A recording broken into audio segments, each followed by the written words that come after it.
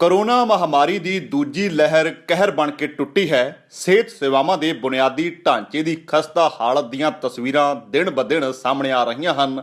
ਰਾਜਧਾਨੀ ਦਿੱਲੀ ਵਿੱਚ ਹਾਲਾਤ ਬੇਕਾਬੂ ਹੋਣ ਲੱਗੇ ਤਾਂ ਹੁਣ ਇੱਕ ਪਾਸੇ ਜਿੱਥੇ ਸਖਤ ਫੈਸਲੇ ਲੈ ਜਾਣ ਲੱਗੇ ਹਨ, ਉੱਥੇ ਹੀ ਦਿੱਲੀ ਵਿੱਚ ਆਰਜੀ ਹਸਪਤਾਲ ਉਸਾਰ ਕੋਵਿਡ ਮਰੀਜ਼ਾਂ ਦੇ ਇਲਾਜ ਦੀ ਵਿਵਸਥਾ ਕੀਤੀ ਜਾਣ ਲੱਗੀ ਹੈ। ਦਿੱਲੀ ਵਿੱਚ ਸਕੂਲ ਅਸਥਾਈ ਹਸਪਤਾਲਾਂ ਵਿੱਚ ਤਬਦੀਲ ਹੋਣ ਲੱਗੇ ਹਨ। RWA ਨੇ ਕੋਵਿਡ ਕੇਅਰ ਸ਼ੈਲਟਰਾਂ, ਨਰਸਿੰਗ ਹੋਮਾਂ ਅਤੇ ਛੋਟੇ ਹਸਪਤਾਲਾਂ ਨੂੰ ਕੋਵਿਡ ਦੇ ਮਰੀਜ਼ਾਂ ਲਈ 80% ਬਿਸਤਰੇ ਰਾਖਵੇਂ ਕਰਨ ਲਈ ਕਿਹਾ ਹੈ। ਦਿੱਲੀ ਸਰਕਾਰ ਜਿੱਥੇ ਨਵੇਂ ਮਰੀਜ਼ਾਂ ਲਈ ਬੈੱਡ ਦਾ ਪ੍ਰਬੰਧ ਕਰਨ ਦੀ ਕੋਸ਼ਿਸ਼ ਕਰ ਰਹੀ ਹੈ, ਕੇਸਾਂ ਵਿੱਚ ਵਾਧਾ ਜਾਰੀ ਹੈ। ਰਾਉਸ ਐਵਨਿਊ ਵਿਖੇ ਇੱਕ ਦਿੱਲੀ ਸਰਕਾਰ ਦੇ ਸਰਕਾਰੀ school the NGO doctor for you ਦੀ ਮਦਦ ਨਾਲ 125 ਬਿਸਤਰੇ ਵਾਲਾ ਕੋਵਿਡ ਹਸਪਤਾਲ ਵਿੱਚ ਤਬਦੀਲ ਹੋ ਚੁੱਕਾ ਹੈ, ਜਿਸ ਨੇ ਪਿਛਲੇ ਸਾਲ ਕਾਮਨਵੈਲਥ ਵਿਲੇਜ ਦੇ ਸੈਂਟਰ ਨੂੰ ਚਲਾਉਣ ਵਿੱਚ ਮਦਦ ਕੀਤੀ ਸੀ। ਇਨ੍ਹਾਂ ਉਪਾਵਾਂ ਤੋਂ ਇਲਾਵਾ ਦਿੱਲੀ ਦੇ ਸਰਕਾਰੀ ਹਸਪਤਾਲਾਂ ਵਿੱਚ 2000 ਤੋਂ ਵੱਧ ਬੈੱਡ ਵੀ ਕੋਵਿਡ ਦੇ ਮਰੀਜ਼ਾਂ ਲਈ ਰੱਖੇ ਗਏ ਹਨ, ਜਿਨ੍ਹਾਂ ਵਿੱਚੋਂ 200 ਤੋਂ ਵੱਧ ਵੈਂਟੀਲੇਟਰ ਬੈੱਡ ਹੋਣਗੇ ਅਤੇ 700 ਤੋਂ ਵੱਧ ICU ਬੈੱਡ ਹੋਣਗੇ। ਐਤਵਾਰ ਨੂੰ ਸਾਰੇ ਨਰਸਿੰਗ ਹੋਮਸ ਅਤੇ ਪ੍ਰਾਈਵੇਟ ਹਸਪਤਾਲਾਂ ਵਿੱਚ ਕੋਵਿਡ ਮਰੀਜ਼ਾਂ ਨੂੰ ਦਾਖਲ ਕਰਨ ਲਈ ਕਿਹਾ ਗਿਆ ਸੀ ਉਹ ਆਪਣੇ ਮਰੀਜ਼ਾਂ ਲਈ ICU ਅਤੇ ਵਾਰਡ ਬੈੱਡ ਦੀ ਸਮਰੱਥਾ ਦਾ ਘੱਟੋ-ਘੱਟ 80% ਰਿਜ਼ਰਵ ਕਰਨ। ਹੁਕਮਾਂ ਵਿੱਚ ਦੱਸਿਆ ਗਿਆ ਕਿ 115 ਨਿੱਜੀ ਹਸਪਤਾਲਾਂ ਵਿੱਚ ਕੋਰੋਨਾ ਵਾਇਰਸ ਦੇ ਮਰੀਜ਼ਾਂ ਲਈ ICU ਬੈੱਡ ਅਤੇ ਵਾਰਡ ਬੈੱਡਾਂ ਦਾ ਕਿਰਾਇਆ ਕ੍ਰਮਵਾਰ ਲਗਭਗ 100% ਅਤੇ 90% ਤੱਕ ਪਹੁੰਚ ਗਿਆ ਹੈ। ਇਸ ਲਈ ਬੈੱਡ ਦੀ ਸਮਰੱਥਾ ਨੂੰ ਵਧਾਉਣ ਲਈ ਸਾਰੇ ਨਰਸਿੰਗ ਹੋਮ ਅਤੇ ਕੋਵਿਡ ਨਾਲ ਸੰਬੰਧਿਤ ਇਲਾਜ ਪ੍ਰਦਾਨ ਕਰਨ ਵਾਲੇ ਪ੍ਰਾਈਵੇਟ ਹਸਪਤਾਲਾਂ ਨੂੰ ਹਦਾਇਤ ਕੀਤੀ ਗਈ ਕਿ ਉਹ ਆਪਣੇ 80% ICU ਬੈੱਡ ਅਤੇ ਵਾਰਡ ਬੈੱਡਾਂ ਨੂੰ ਕੋਰੋਨਾ ਵਾਇਰਸ ਦੇ ਮਰੀਜ਼ਾਂ ਦੇ ਲਈ ਰਾਖਵੇਂ ਰੱਖਣ। RWA ਨੂੰ ਇਸੇ ਦੌਰਾਨ ਕਮਿਊਨਿਟੀ ਹਾਲ, ਸੈਂਟਰ, ਸਾਂਝੇ ਸਹੂਲਤ ਵਾਲੇ ਖੇਤਰ ਆਦਿ ਵਿੱਚ ਕੋਵਿਡ ਕੇਅਰ ਸਹੂਲਤਾਂ ਸਥਾਪਿਤ ਕਰਨ ਦੀ ਆਗਿਆ ਦਿੱਤੀ ਗਈ। CM ਕੇਜਰੀਵਾਲ ਨੇ MCDs ਦੇ 3 ਕਮਿਸ਼ਨਰ ਅਤੇ ਮੇਅਰ ਨਾਲ ਵੀ ਮੀਟਿੰਗ ਕੀਤੀ ਅਤੇ ਉਹਨਾਂ ਨੂੰ ਅਪੀਲ ਕੀਤੀ ਕਿ ਉਹ ਹੋਰ ਬਿਸਤਰੇ ਮੁਹੱਈਆ ਕਰਵਾਉਣ ਅਤੇ ਨਾਲ ਹੀ ਉਹਨਾਂ ਵੱਲੋਂ ਚਲਾਏ ਜਾ ਰਹੇ ਹਸਪਤਾਲਾਂ ਵਿੱਚ ਕੋਵਿਡ ਮਰੀਜ਼ਾਂ ਲਈ ਡਾਕਟਰ ਵੀ ਪ੍ਰਦਾਨ ਕਰਨ। ਕੇਜਰੀਵਾਲ ਨੇ ਕਿਹਾ ਕਿ ਹੁਣ ਸਾਨੂੰ ਤੁਹਾਡੇ ਹਸਪਤਾਲਾਂ ਵਿੱਚ ਤੁਹਾਡੀ ਮਦਦ ਦੀ ਲੋੜ ਹੈ। ਇਸ ਸਮੇਂ ਅਸੀਂ ਇਕੱਲਿਆਂ ਬਿਸਤਰੇ ਨਹੀਂ ਦੇ ਸਕਦੇ, ਅਸੀਂ ਆਕਸੀਜਨ ਦੇ ਬਿਸਤਰੇ ਵੇਖ ਰਹੇ ਹਾਂ। ਜੇ ਤੁਹਾਡੇ ਕੋਲ ਬੈੱਡ ਉਪਲਬਧ ਹਨ ਤਾਂ ਕਿਰਪਾ ਕਰਕੇ ਆਪਣੀਆਂ ਸੇਵਾਵਾਂ ਲਈ ਸਵੈ ਇੱਛੁਕ ਹੋਵੋ। ਅਸੀਂ ਤੁਹਾਨੂੰ ਜੋ ਵੀ ਲੋੜੀਂਦਾ ਚਾਹੀਦਾ ਹੈ ਦੇਵਾਂਗੇ। ਸਾਨੂੰ ਬੈੱਡ ਚਾਹੀਦੇ ਹਨ। ਜੇ ਤੁਹਾਡੇ ਕੋਲ ਬੈੱਡ ਹਨ ਤਾਂ ਅਸੀਂ ਇਹ ਯਕੀਨੀ ਬਣਾਵਾਂਗੇ ਕਿ ਇਸ ਦੇ ਬਾਕੀ ਹਿੱਸੇ PPE ਕਿੱਟਾਂ, ਆਕਸੀਜਨ ਸਿਲੰਡਰ ਆਦਿ ਪ੍ਰਦਾਨ ਕੀਤੇ ਜਾਣ। ਸਾਡੀ ਇਸ ਵੇਲੇ ਤਰਜੀਹ ਬੈੱਡ ਵਧਾਉਣਾ ਹੈ। ਇਸ ਲਈ ਜੇ ਤੁਸੀਂ ਉਹਨਾਂ ਬੈੱਡ ਦੀ ਗਿਣਤੀ ਵਿੱਚ ਵਾਧਾ ਕਰ ਸਕਦੇ ਹੋ ਜੋ ਤੁਸੀਂ ਇਸ ਸਮੇਂ ਉਪਲਬਧ ਕਰਵਾ ਰਹੇ ਹੋ ਤਾਂ ਇਹ ਵੀ ਬਹੁਤ ਸਹਾਇਤਾ ਹੋਵੇਗੀ। MCD ਦਾ ਆਪਣਾ ਡਾਕਟਰੀ ਬੁਨਿਆਦੀ ਢਾਂਚਾ ਅਤੇ ਮੈਨ ਪਾਵਰ ਹੈ। ਕੋਰੋਨਾ ਦੇ ਮੌਜੂਦਾ ਹਾਲਾਤਾਂ ਨਾਲ ਨਜਿੱਠਣ ਦੇ ਲਈ ਇਹ ਬਹੁਤ ਮਦਦਗਾਰ ਹੋਵੇਗਾ। ਅਸੀਂ ਇਸ ਸਮੇਂ ਕਾਮਨਵੈਲਥ ਵਿਲੇਜ ਵਿੱਚ ਜਮਨਾ ਕੰਪਲੈਕਸ ਵਿੱਚ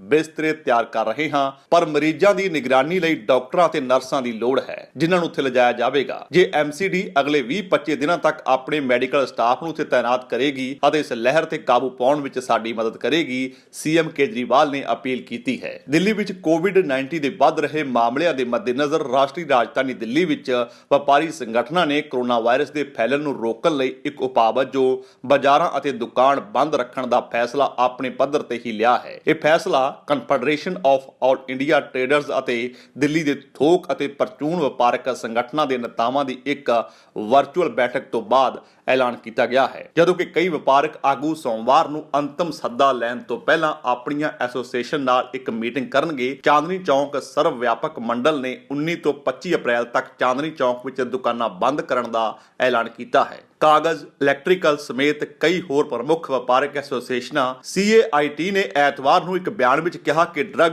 electronics, radio, chemical, fibre optical, footwear, cyber market, card ਬਾਜ਼ਾਰ ਅਤੇ ਜਮਨਾ ਪਾਰ ਦੀਆਂ ਕਈ ਸੰਸਥਾਵਾਂ ਨੇ 19 ਤੋਂ 21 ਅਪ੍ਰੈਲ ਤੱਕ ਬਾਜ਼ਾਰ ਬੰਦ ਰੱਖਣ ਦਾ ਐਲਾਨ ਕੀਤਾ ਹੈ। ਘਰੇਲੂ ਵਪਾਰੀਆਂ ਦੀ ਸੰਸਥਾ CIT ਨੇ ਵੀਰਵਾਰ ਨੂੰ ਦਿੱਲੀ ਸਰਕਾਰ ਨੂੰ ਕੋਰੋਨਾ ਵਾਇਰਸ ਦੇ ਵਾਇਰਸ ਨੂੰ ਕੰਟਰੋਲ ਕਰਨ ਲਈ ਘੱਟੋ-ਘੱਟ 10 ਦਿਨਾਂ ਲਈ ਮੁਕੰਮਲ ਤਾਲਾਬੰਦੀ ਕਰਨ ਲਈ ਕਿਹਾ ਸੀ, ਪਰ ਇਸ ਦੇ ਨਾਲ ਹੀ ਲੋਕਾਂ ਲਈ ਜ਼ਰੂਰੀ ਸਮਾਨ ਲੈ ਜਾਣ ਵਾਲੇ ਵਾਹਨਾਂ ਦੀ ਆਵਾਜਾਈ ਨੂੰ ਯਕੀਨੀ ਬਣਾਇਆ ਜਾਵੇ। ਦਿੱਲੀ ਦੇ ਮੁੱਖ ਮੰਤਰੀ ਅਰਵਿੰਦ ਕੇਜਰੀਵਾਲ ਨੇ ਵੱਖ-ਵੱਖ ਹੋਰ ਕਰਮਾਂ ਤੋਂ ਇਲਾਵਾ ਦਿੱਲੀ ਵਿੱਚ ਵੀਕਐਂਡ ਕਰਫਿਊ ਦਾ ਐਲਾਨ ਕੀਤਾ ਹੈ। ਹਾਲਾਂਕਿ ਸਰਕਾਰ ਨੇ ਵਪਾਰੀਆਂ ਦੀ ਸੰਸਥਾ ਦੀ ਅਪੀਲ ਤੇ ਕਾਰਵਾਈ ਨਹੀਂ ਕੀਤੀ, ਜਿਸ ਦੇ ਬਾਅਦ ਯੂਨੀਅਨ ਆਗੂਆਂ ਨੇ ਸਵੈ ਲਾਗੂ ਲਾਕਡਾਊਨ ਦੇ ਹੇਠਾਂ ਜਾਣ ਦਾ ਫੈਸਲਾ ਕੀਤਾ ਹੈ। ਹਵਾਈ ਉਡਾਨਾਂ ਤੇ ਵੀ ਵੱਡੇ ਫੈਸਲੇ ਹੋਏ ਹਨ। ਹਾਂਗਕਾਂਗ ਨੇ ਐਲਾਨ ਕੀਤਾ ਹੈ ਕਿ 20 ਅਪ੍ਰੈਲ ਤੋਂ ਸ਼ੁਰੂ ਹੋ ਰਹੇ ਭਾਰਤ, ਪਾਕਿਸਤਾਨ ਅਤੇ ਫਿਲੀਪੀਨਜ਼ ਦੀਆਂ ਉਡਾਣਾਂ ਤੇ 14 ਦਿਨਾਂ ਲਈ ਹੋਰ ਪਾਬੰਦੀ ਰਹੇਗੀ। ਇਹਨਾਂ ਦੇਸ਼ਾਂ ਨੂੰ ਬਹੁਤ ਜ਼ਿਆਦਾ ਜੋਖਮ ਵਾਲੇ ਦੇਸ਼ ਵਜੋਂ ਨਾਮਜ਼ਦ ਕੀਤਾ ਜਾਵੇਗਾ। ਇਹ ਕਮਿਊਨਿਟੀ ਦੇ ਅੰਦਰ ਕੋਵਿਡ-19 ਦੇ ਆਪਣੇ ਪਹਿਲੇ 2 ਪਰਿਵਰਤਿਤ ਤਣਿਆਂ ਦੀ ਹਾਂਗਕਾਂਗ ਦੀ ਖੋਜ ਤੋਂ ਬਾਅਦ ਹੈ। ਉੱਤਰ ਪ੍ਰਦੇਸ਼ ਵਿੱਚ ਕੋਵਿਡ-19 ਦੇ ਮਾਮਲਿਆਂ ਦੇ ਨਾਲ-ਨਾਲ ਮੌਤਾਂ ਦੀ ਗਿਣਤੀ ਵਿੱਚ ਹੁਣ ਤੱਕ ਦਾ ਸਭ ਤੋਂ ਵੱਡਾ ਵਾਧਾ ਇੱਕ ਦਿਨ ਦੌਰਾਨ ਦਰਜ ਕੀਤਾ ਗਿਆ। ਪਿਛਲੇ ਦਿਨ 30,596 ਨਵੇਂ ਕੇਸ ਉੱਤਰ ਪ੍ਰਦੇਸ਼ ਵਿੱਚ ਦਰਜ ਕੀਤੇ ਗਏ, ਜਿਨ੍ਹਾਂ ਦੀ ਗਿਣਤੀ 8,51,620 ਕੁੱਲ ਮਰੀਜ਼ਾਂ ਤੱਕ ਪਹੁੰਚ ਚੁੱਕੀ ਹੈ ਅਤੇ 24 ਘੰਟਿਆਂ ਵਿੱਚ 129 ਮੌਤਾਂ ਹੋਈਆਂ। ਰਾਜਧਾਨੀ ਲਖਨਊ ਵਿੱਚ ਸਭ ਤੋਂ ਵੱਧ ਕੇਸ ਸਾਹਮਣੇ ਆਏ ਹਨ। ਮਹਾਰਾਸ਼ਟਰ ਵਿੱਚ ਮਹਾਮਾਰੀ ਦੀ ਸ਼ੁਰੂਆਤ ਤੋਂ ਬਾਅਦ ਸਭ ਤੋਂ ਇੱਕ ਦਿਨ ਦੇ ਵੱਧ ਕੇਸ ਦਰਜ ਕੀਤੇ ਗਏ। ਪਿਛਲੇ 24 ਅਕਤੂਬਰ ਤੋਂ 503 ਮੌਤਾਂ ਦੀ ਰਿਪੋਰਟ ਤੋਂ ਬਾਅਦ ਵੀ ਪਿਛਲੇ ਸਾਲ ਅਕਤੂਬਰ ਤੋਂ ਰਾਜ ਨੇ ਆਪਣੀ ਸਭ ਤੋਂ ਇੱਕ ਦਿਨ ਵਿੱਚ ਵੱਧ ਮੌਤ ਦੇ ਅੰਕੜੇ ਨੂੰ ਹੀ ਤੋੜਿਆ ਹੈ। ਦਿੱਲੀ ਸਰਕਾਰ ਨੇ ਮਹਾਰਾਸ਼ਟਰ ਤੋਂ ਯਾਤਰਾ ਕਰਨ ਵਾਲੇ ਯਾਤਰੀਆਂ ਲਈ RT-PCR ਨੈਗੇਟਿਵ ਟੈਸਟ ਸਰਟੀਫਿਕੇਸ਼ਨ ਦੀ ਜਾਂਚ ਕਰਨ ਵਿੱਚ ਕਥਿਤ ਅਸਫਲਤਾ ਲਈ 4 ਘਰੇਲੂ ਉਡਾਣਾਂ ਵਿਰੁੱਧ ਆਪਦਾ ਪ੍ਰਬੰਧਨ ਐਕਟ ਤਹਿਤ FIR ਦਰਜ ਕਰਵਾਈ ਹੈ। ਇਹ 4 에ਅਰਲਾਈਨਜ਼ ਇੰਡੀਗੋ, ਵਿਸਤਾਰਾ, 에ਅਰ ਏਸ਼ੀਆ ਅਤੇ ਸਪਾਈਜੈਟ ਹਨ। ਅਮਰੀਕਾ ਦੇ ਰਾਸ਼ਟਰਪਤੀ ਜੋ ਬਾਈਡਨ ਦੇ ਮੁੱਖ ਮੈਡੀਕਲ ਸਲਾਹਕਾਰ ਡਾਕਟਰ ਐਂਟਨੀ ਫੌਸੀ ਨੇ ਐਤਵਾਰ ਨੂੰ ਪੱਤਰਕਾਰਾਂ ਨੂੰ ਦੱਸਿਆ ਕਿ ਖੂਨ ਦੇ ਧੱਬੇ ਜੰਮਣ ਦੀਆਂ 6 ਘਟਨਾਵਾਂ ਤੋਂ ਬਾਅਦ ਜੌਨਸਨ ਐਂਡ ਜੌਨਸਨ ਟੀਕਾ, ਜੋ ਕਿ ਸੰਯੁਕਤ ਰਾਜ ਅਮਰੀਕਾ ਵਿੱਚ ਰੋਕ ਦਿੱਤਾ ਗਿਆ ਸੀ, ਸ਼ੁੱਕਰਵਾਰ ਤੱਕ ਵਾਪਸ ਭੇਜ ਦਿੱਤਾ ਜਾਵੇਗਾ। ਭਾਰਤੀ ਰੇਲਵੇ ਅਗਲੇ ਕੁਝ ਦਿਨਾਂ ਵਿੱਚ ਆਪਣੀ ਕਿਸਮ ਦੀ ਪਹਿਲੀ ਆਕਸੀਜਨ ਐਕਸਪ੍ਰੈਸ ਰੇਲ ਗੱਡੀਆਂ ਨੂੰ